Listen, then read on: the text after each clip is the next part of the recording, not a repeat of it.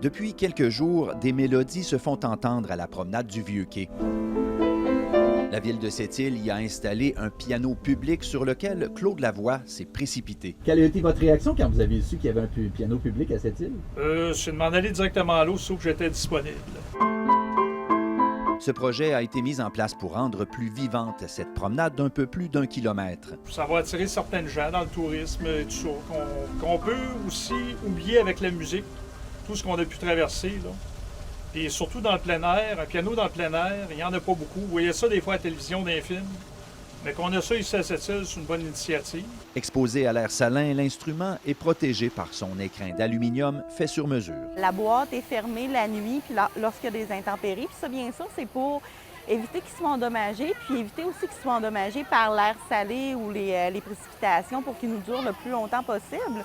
On le sait, là, des pianos à l'extérieur, c'est pas les conditions idéales pour un instrument de musique.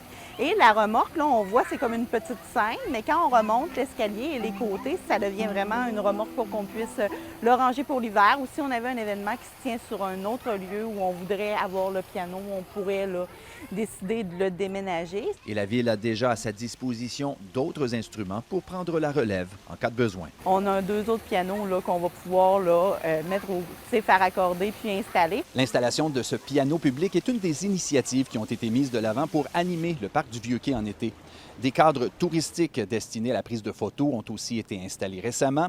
Aussi, les spectacles de l'escale musicale seront présentés jusqu'au 15 août à divers endroits sur la promenade, puisque la tente jaune ne sera pas utilisée comme d'habitude due aux restrictions liées à la pandémie.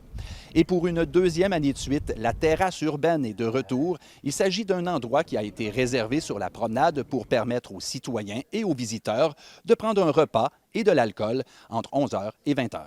Alexandre Quentin, TVA Nouvelles, Sept-Îles.